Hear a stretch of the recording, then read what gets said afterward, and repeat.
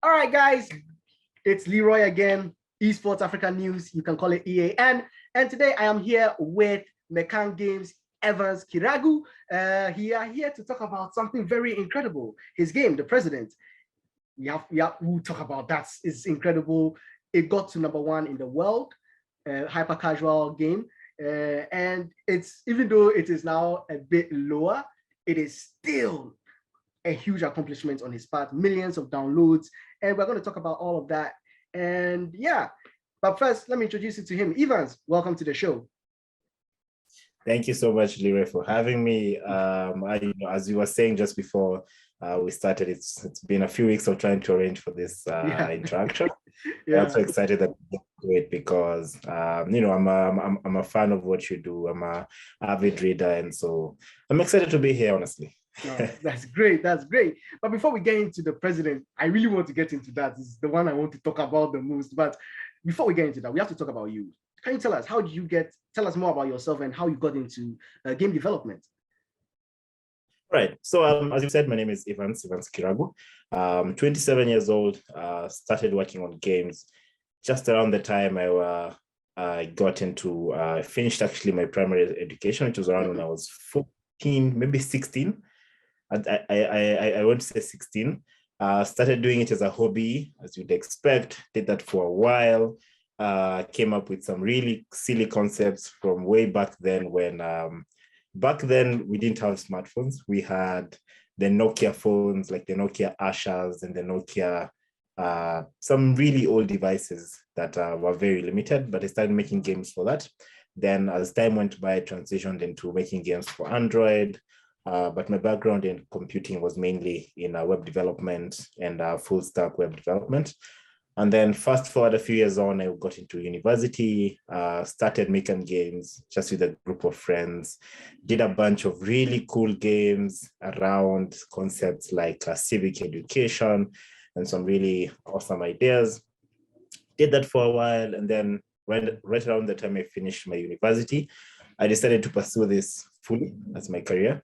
And so I ventured into game development now, like aiming to make money from it. And it's been one really exciting journey, getting to meet so many people and seeing how the industry works as a whole. And about 2 years ago, I got into the hyper casual space. And I was mind blown at how things operate on a global scale, because when you get into hyper casual space, it's not just about how games are made locally or on the continent. You start thinking about global markets and trends all over the world.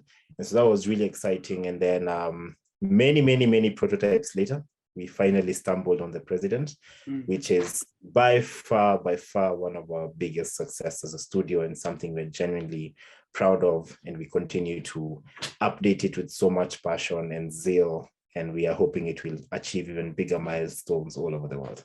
So that's a snippet who I am in my journey. So did you find it very difficult, the coding, the graphic design, the art, everything that comes with game development? Did you find a problem with that? For me, it was a bit, I wouldn't say easy, but less challenging. And the reason for this is because my background before getting into gaming was already programming. So I was making websites and USSD apps. Back then, USSD was a big thing, still is in parts of Africa. And that was my, my baptism into programming. However, even with that being said, I remember when I finally decided to go into game development, I knew very little about it. And I got onto YouTube and I searched how to make a game. And the videos I started seeing were guys who are creating games. First of all, they are creating their own game engines and then creating the games. And that's what I thought is a process, until one of my friends pointed out that instead of trying to literally push and pull pixels around in command prompt, you can just use Unity. Like it's a free engine that exists. Yeah. And I had taken about 3 weeks just to learn how to code, like the hardcore stuff or try to move pixels around.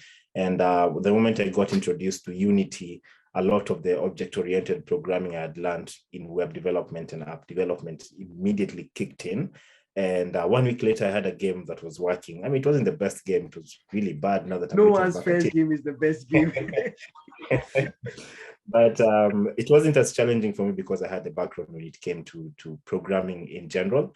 And also, even with that being said, as you've said, game development is a huge spectrum. There's design, there's sound, there's UX, there's UI, and all those things. My entry point was programming. So I definitely did struggle when it came to things like design and 3D artwork, 2D artwork, and all these things.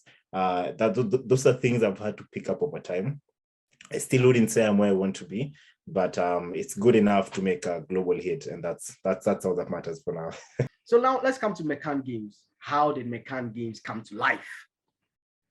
All right, that's a good question. So when I started the company when I was still in university, the idea really wasn't to make money from games. I mean, if it made money, well and good. You're still in university, you're probably living off what your parents are able to provide. If you have a job here and there, but it's not really going to hold that much in terms of your daily consumption and cost of living. So Mekan basically came about as a hobby. I loved playing games and making games. And when I got to university, I got a few of my friends who loved to do the same thing. And we started just making random games. Most of them are games that we made. And since Africa, or even Kenya specifically, there were not that many games being made. That 1, 2, 3, 4 games that we made did very well with the press because, guys were impressed with what we're doing. Just a bunch of, 18, 19-year-old guys making some really cool stuff. And that's how we started initially. And when I finally graduated out of university, I had a really, really interesting time trying to study the market and understand what guys are doing right, what guys are doing wrong. And I decided to proceed with Mekan fully as a company. And unfortunately, I did shed some of the friends who are in the team and we were doing really cool stuff. Because now when you want to go professional, you kind of have to switch things around. And I think that was the transition point where Mekan Games went from being a hobby to being something that is actually supposed to create a livelihood for the people inside the company. People seem to think of hypercasual as simple, cheap to make games. So did that also lean into your decision to move to hypercasual because they were basically cheap and easier to make? To some extent, yes. I'll be honest, yes. They look simple. Let me say that they look simple. They look simple. Sorry. That's the word. And before I got into it, I thought they were simple until I started doing it and realized they just look simple on the outside. And the reason for this is because actually, before I get to that, something that also really influenced my decision to look into hypercasual was not only that they looked simple at that time, but also because I was kind of getting really tired of working 3 to 6 months, maybe even 8, maybe even 1 year on a concept, and then putting it in the market and seeing it do really bad. I was really frustrated at the fact that it was very evident that something was missing. There was something missing about the knowledge I had when it came to the gaming industry. And when I was going into hypercasual, I was like, I know how to make games. I can code games, but then what's the missing link? Like what's the missing brick between having a game and making money from a game? That was the frustration I had. And when I was looking into hypercasual, it seemed simple because the business model was straightforward. Make a game, put ads, get millions of downloads. That's the most straightforward business plan it was the most simple business plan I've seen in all the genres I've worked in. Before that, you had to make a game, get sponsors, put in purchases and all these things. And it's very tricky to get users to spend money in games. So that's how I ended up in hypercasual. You're probably going to ask this as the next question, but once we actually got into hypercasual, we realized it's not that simple. It's actually very hard. Yeah. Okay. So now let's talk about your relationship with the Israeli publisher Crazy Labs. How did you guys meet? How did all of this happen? Yeah. The moment I got into hypercasual, I realized that hypercasual is extremely data centered. Every single thing that is decided when it comes to hypercasual is either well backed with numbers, or the assumption is based on numbers that cannot be challenged. That's how everything works. And when I started looking into it, I got to a position where I realized the people who have the data are the publishers. If I look at hypercasual games and I see the most downloads, the studios that have the most downloads have like what, 50,000, 100,000 downloads. And if you look at publishers, they easily garner up to 1 billion downloads. Crazy Labs, for example, have well over 5 billion downloads across their portfolio. And so I knew if it's about data and what not to do and what to do, they have it. If you start gathering the data before you have 1 billion users, yeah, it's going to be a long time, and the data will probably not even be credible because it's going to take a very long time to accumulate that data. So a funny thing, I didn't actually even start with Crazy Labs. Okay. Crazy Labs have always been a partner that I've wanted to work with for the longest time. Yeah, I don't know if guys out there are aware, but Crazy Labs are the top 3 publishers in the world. And trying to get their attention is not easy. You do have to be really good at what you're doing and have some potential in you going. And so I started working with other publishers. I worked with so many publishers before getting to Crazy Labs. Probably worked with Tap Nation, Kwali, Monet, Lion Studios, Voodoo. I had to go like through the entire glossary of publishers trying to get someone who would work well with how the team was growing at the time. And then well into, like, I'd say 1.5 years into hypercasual, an opportunity popped up to go to South Africa for a few months, and it was hosted by Crazy Labs and Carryfast. And at that point, we hadn't had a big game just yet. And I was, again, getting back to that point where I'm asking myself, what is not working? What is not clicking? I was sure I want to remain in the hyper-casual space because so far it was making sense to me. It was easy for me to see the vision and the path as to where the company is going.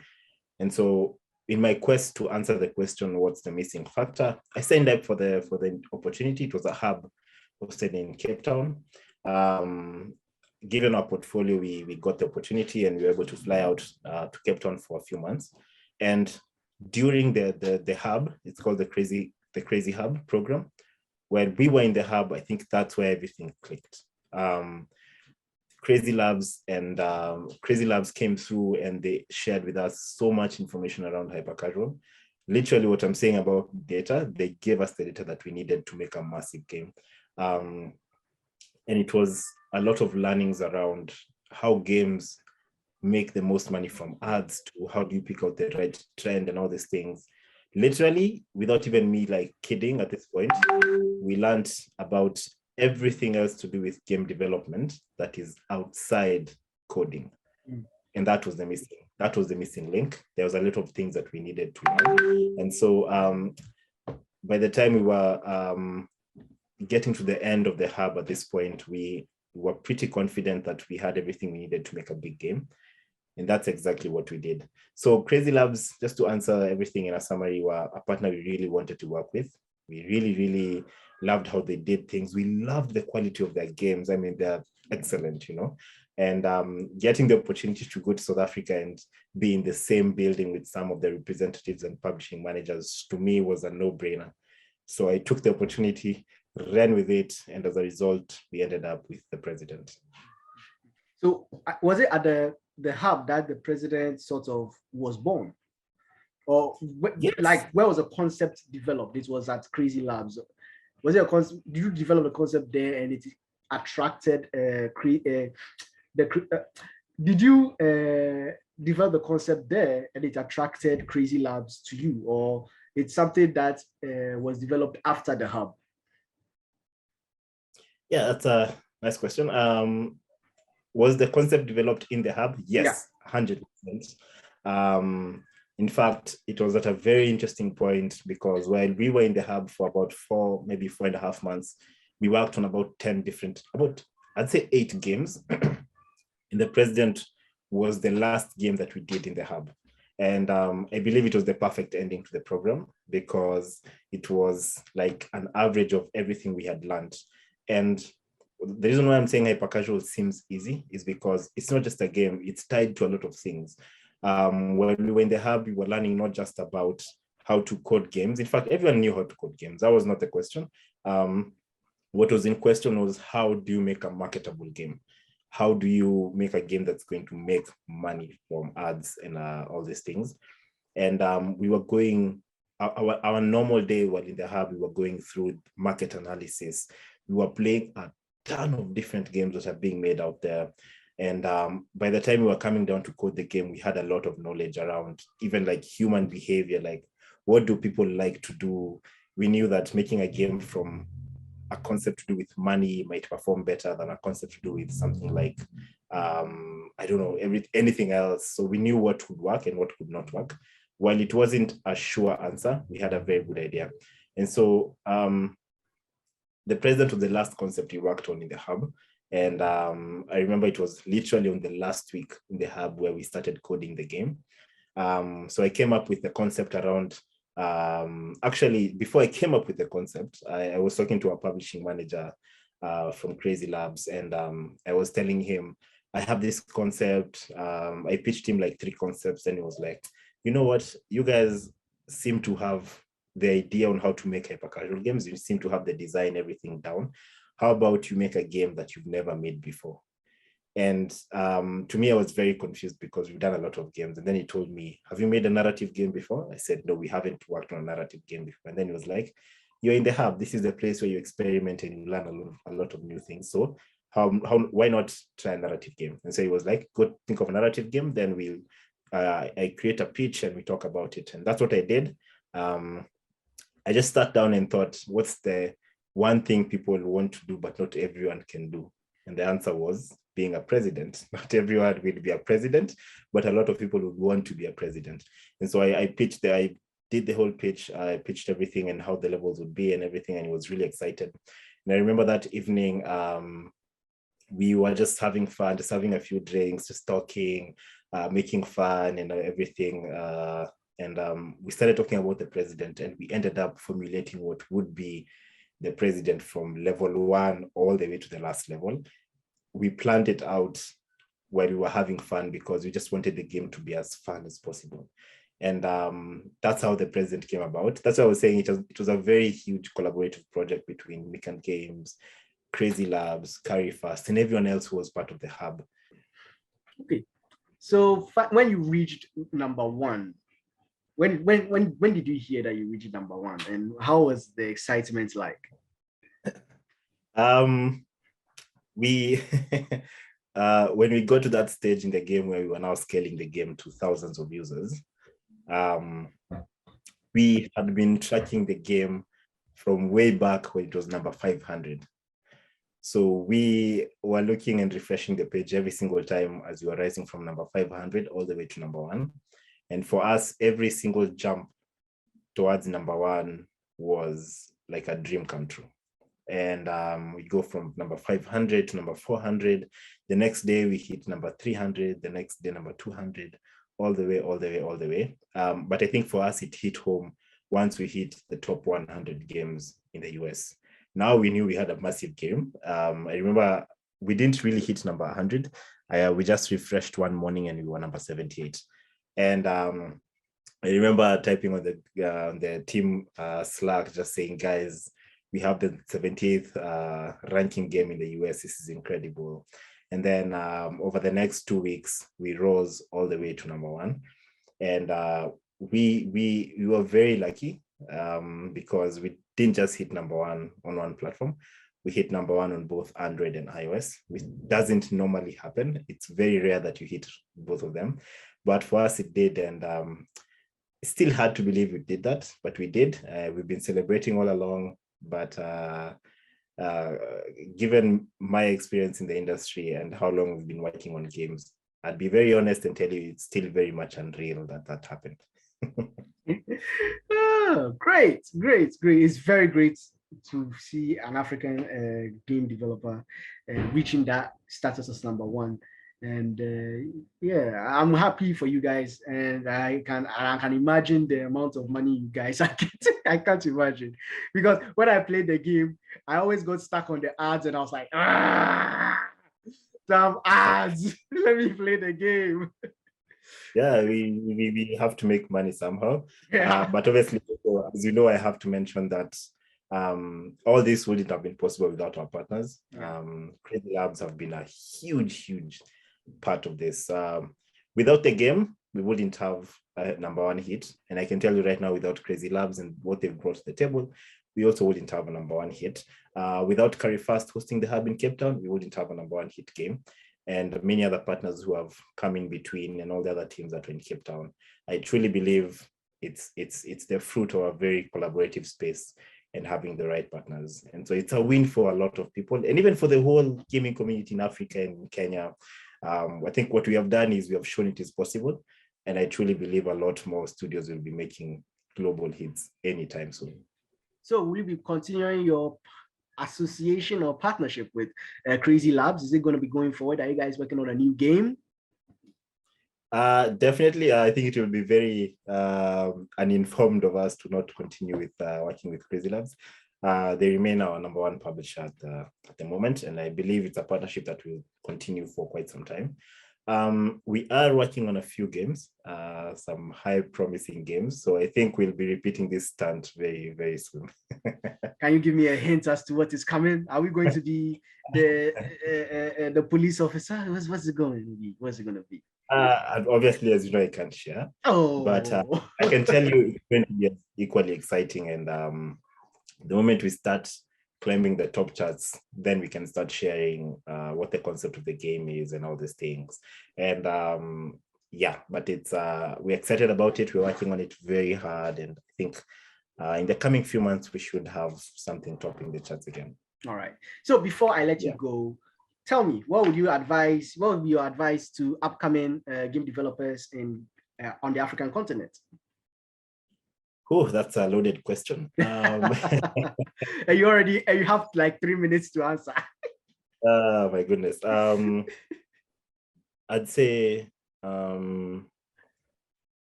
say always make sure you're experimenting with different things. I know we all want to make a AAA game because that's what we probably grew up playing. Yeah.